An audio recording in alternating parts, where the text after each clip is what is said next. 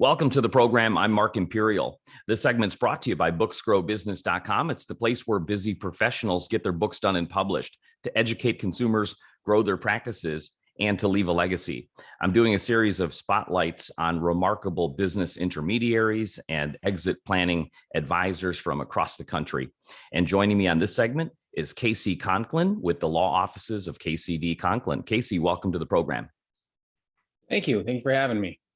Casey, tell us a little bit about your work and tell us specifically who are the types of clients that you specialize in working with and helping.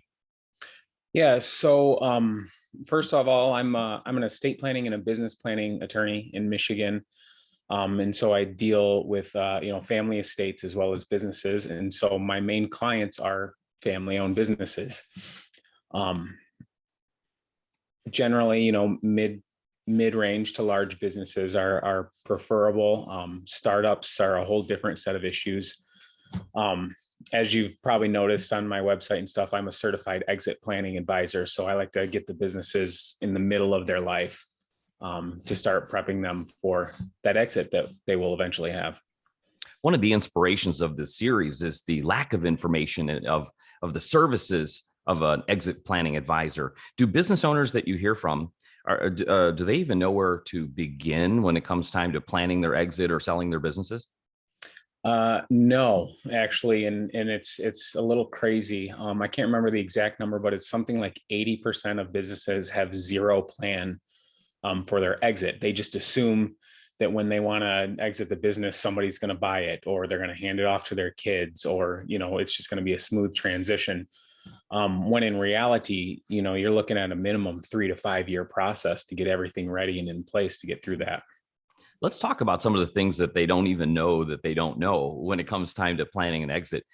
Some of these assumptions that you made, like they'll be able to sell to a family member, or are there any other like big preconceived notions or myths or misconceptions that they carry that make them think it's simpler than it is?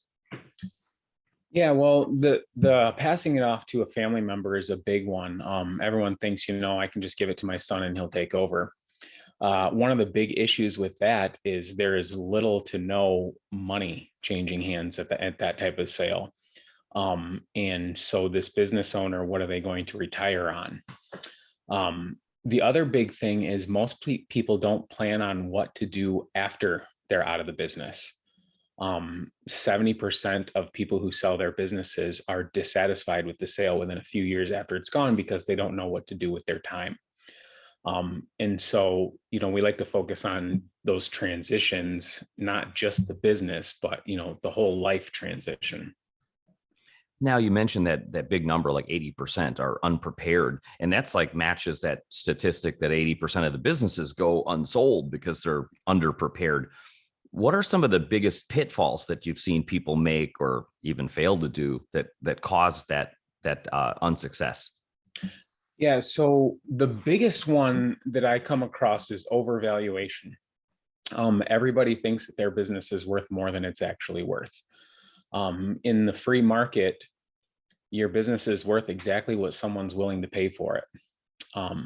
And so these business owners will go into this, they'll put their business on the market and say, somebody's going to buy it for $10 million. Well, when we go through and look at the numbers, maybe it's only worth 7 million, but they have that $10 million number in their head and they're not going to budge on it.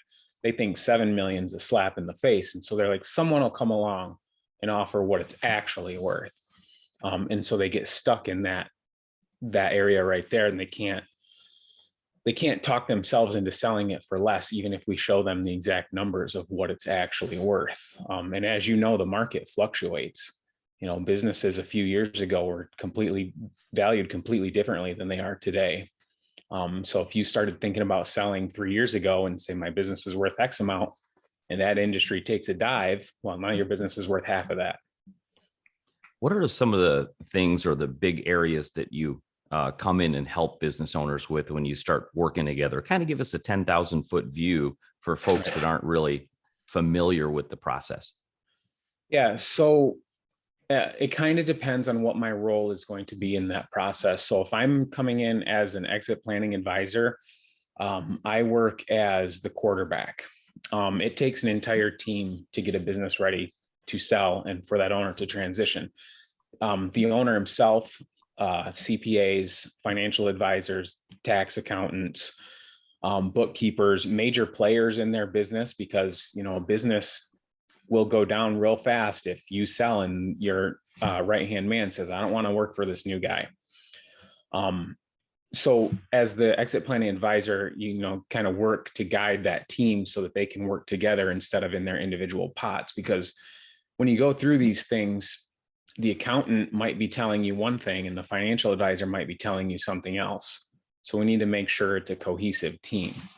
Now, if I'm coming in as the business attorney, my role is mostly transactional, getting the buy-sell agreements down, getting the valuations down in paper. I wouldn't actually do the valuation myself, but getting it in its proper form to put on the market, and then dealing with the brokers and their contracts.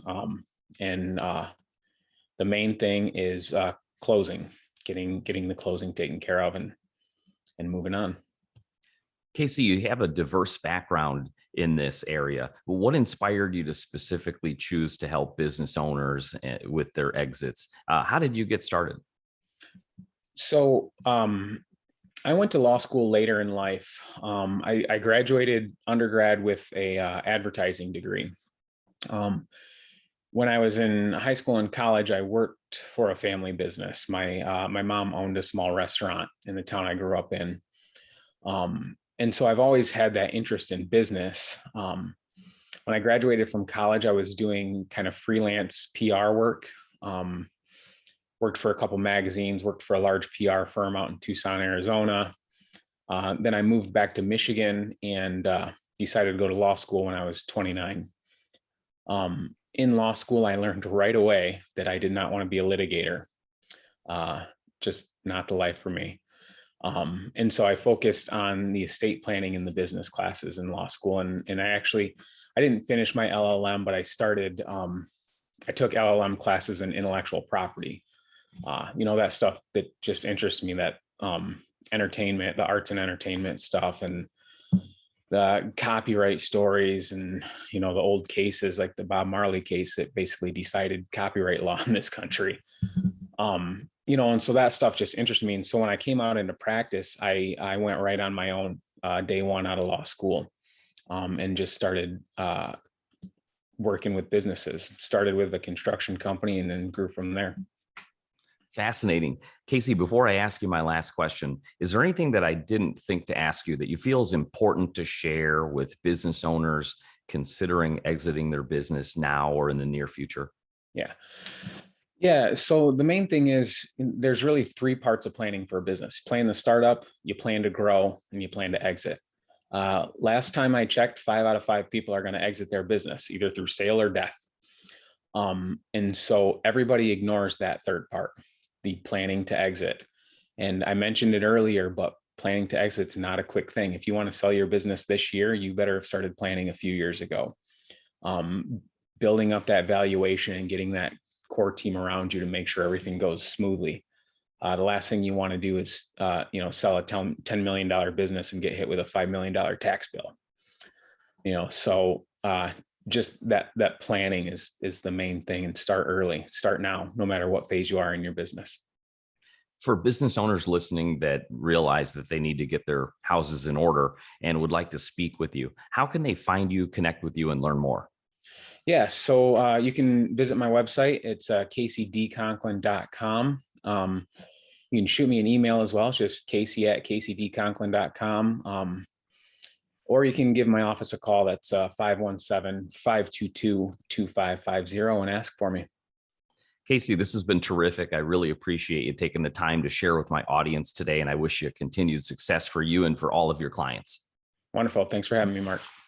That was Casey Conklin with the law offices of Casey D. Conklin. And this segment's brought to you by booksgrowbusiness.com. It's the place where busy professionals get their books done and published to educate consumers, grow their businesses, and to leave a legacy. That's all for now. I'm Mark Imperial, and thanks for joining me.